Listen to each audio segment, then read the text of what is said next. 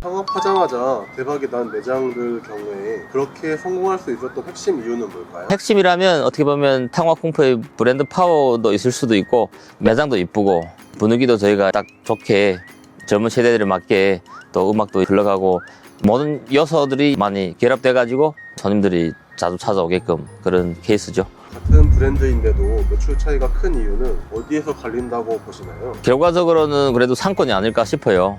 좋은 상권이라도 사실 코너 자리거나 혹은 그 옆에 자리거나 이 또 차이가 있단 말이에요. 그리고 사람들이 많이 있어 보이는 상권이라도 딱 눈에 잘 띄는 자리가 있어요. 이 자리로 들어가면 사람들이 잘 찾아올 것 같다, 그런 자리가 있어요. 상권이 좋더라도 아무나 막 찾으면 안 되고요. 그러니까 가시성이 좋아야 되고 위치 차이인 것 같아요. 사실 어떻게 보면 종이 한 장 차이긴 하지만 손님들이 딱 들어오고 싶으냐, 이 차이가 어떻게 보면 있는 거죠. 안 되겠다 싶은 사람들의 특징이 있을까요? 좀 민감한 부분이기는 합니다. 서비스 정신이 좀 없다? 예를 들면 배려를 잘 못한다.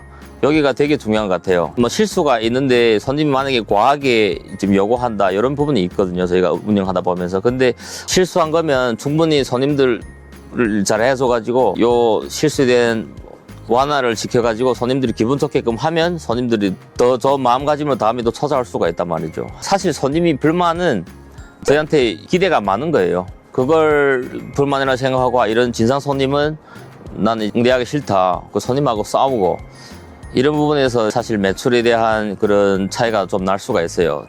저희가 실수한 부분이 있거나 손님들한테 불만족스러운 부분이 있다면 무조건 잘해줘가지고 그게 우리가 해야 될 일이다, 그런 마음가짐이 중요한 것 같습니다. 그래서 배려가 없거나 손님하고 싸우려고 하거나 그런 마음 가진 사람들은 나중에라도 좀 매출에 영향을 받지 않을까라는 생각을 하고 있어요. 가까운 지역에 신규 입점을 막는 점주들이 있다고 하셨는데 예, 그런 마인드가 왜 브랜드 성장에 악영향을 준다고 생각하시나요? 너무나 좋은 질문입니다.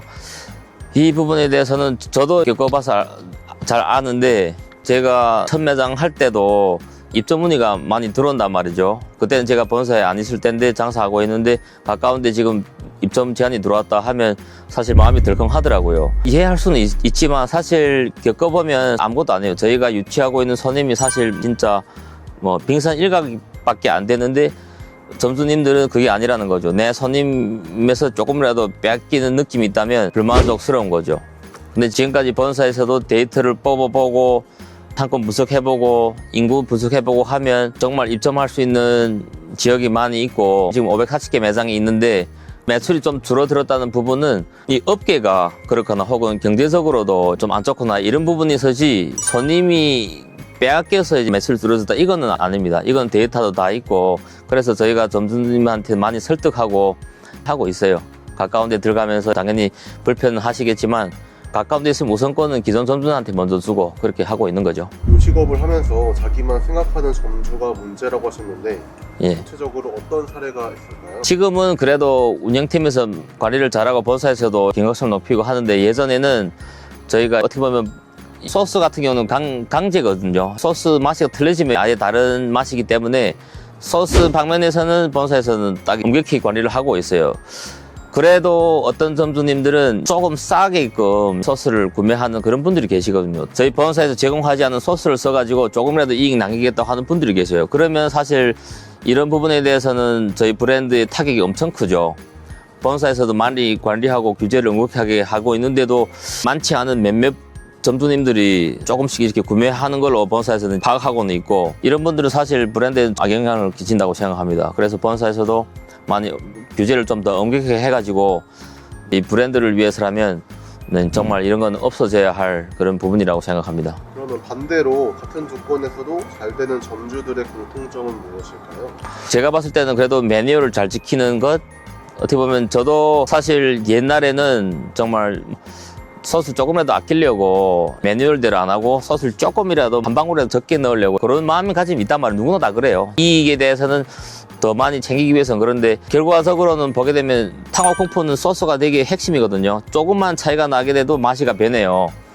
그러니까 장사 잘 되는 매장 놓고 보면 매뉴얼대로 지키는 매장이 장사 잘 되는 것 같아요. 저도 그걸 지금 절실히 느낀 게 본사에 들어오면서 그 맛 보고 그리고 박람회 참가하잖아요. 그러면 많은 점들이 와서 얘기해요. 본사에서는 뭘 더 넣었길래 이렇게 맛있냐. 사실 그게 매뉴얼대로 안 하고 예를 들면 정한 시간대로 소스를 만들어야 되는데 그걸 한 몇 분이라도 전략하려고 그냥 대충 이제 해놓고 이런 소스를 쓴단 말이죠. 그러면 향이 적어지고 이 차이가 좀 있는 것 같아요. 그래서 매뉴얼대로 지키는 그런 매장들이 지금까지 손님을 많이 유치하고 장사를 잘 하고 있는 것 같습니다.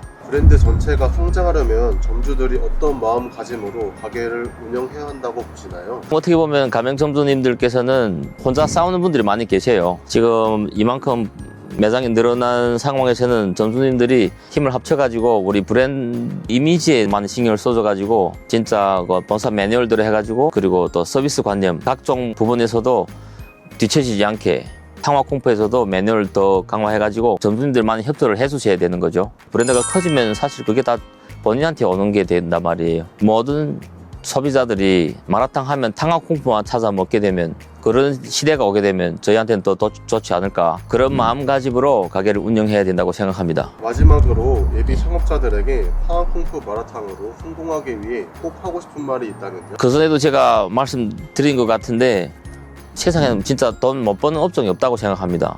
그만큼 한 업종에 신경 쓰고 최선을 다하게 된다면 장사 잘 되는 건 시간 문제이지 이건 난 안 되겠다 이렇게 생각한다면 사실 뭘 해도 안 될 수도 있습니다.